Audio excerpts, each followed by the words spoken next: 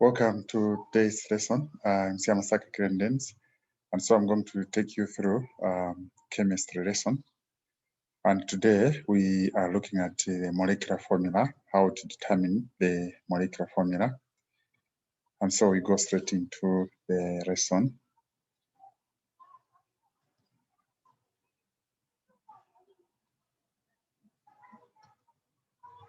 Well, first of all, we need to understand the difference between the empirical formula and the molecular formula.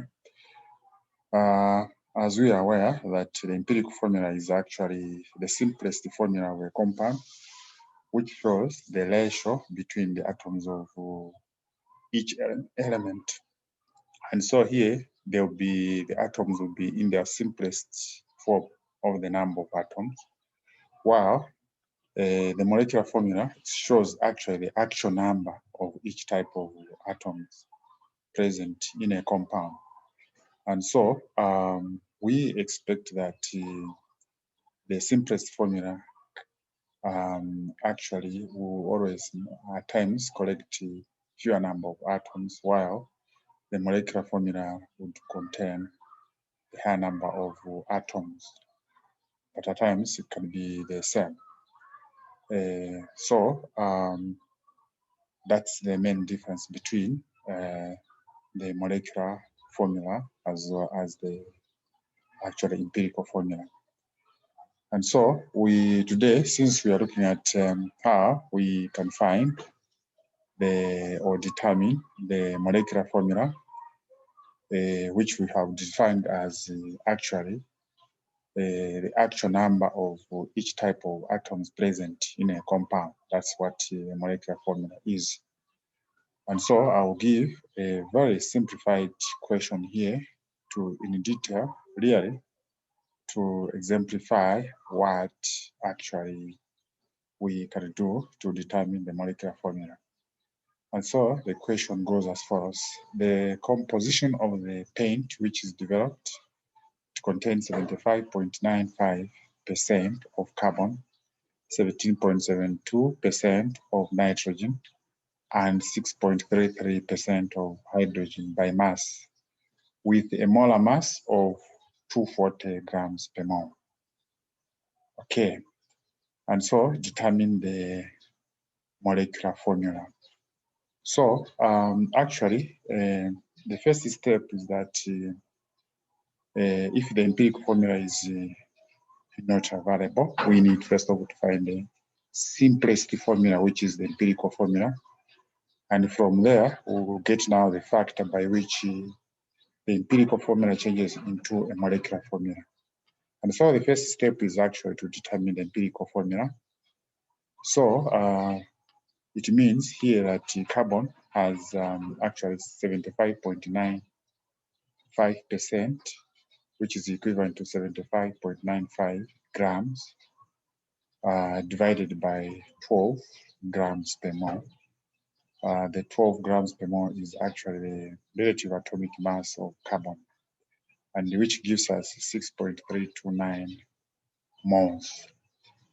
And the number of moles for nitrogen, as we are told that it contained actually 17.72%, which would be equivalent to 17.72 grams per divided by actually 14 grams per mole of the nitrogen relative atomic mass, which gives us actually 1.266 moles.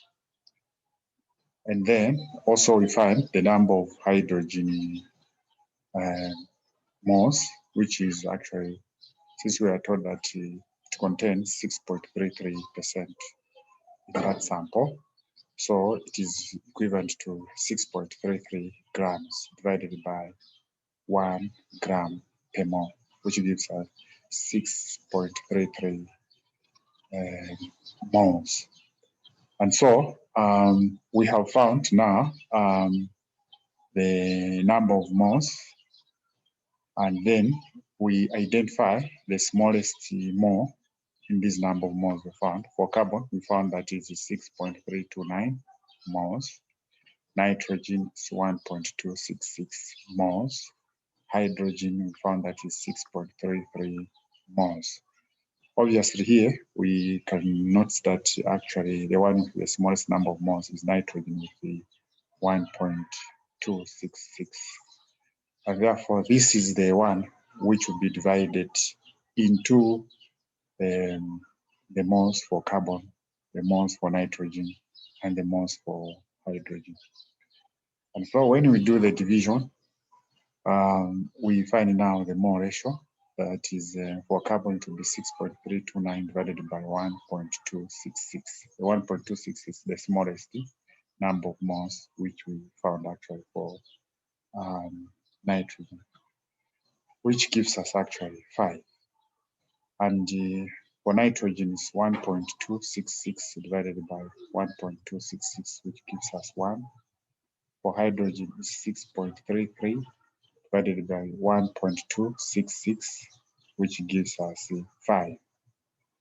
And so we note that here the mole ratio is as follows. Carbon, it will be 5 atoms, nitrogen, 1 atom, and hydrogen, 5 atoms. And therefore, the empirical formula will be such that carbon, there will be 5 atoms, hydrogen, there will be 5 atoms by nitrogen, 1, as it was calculated here.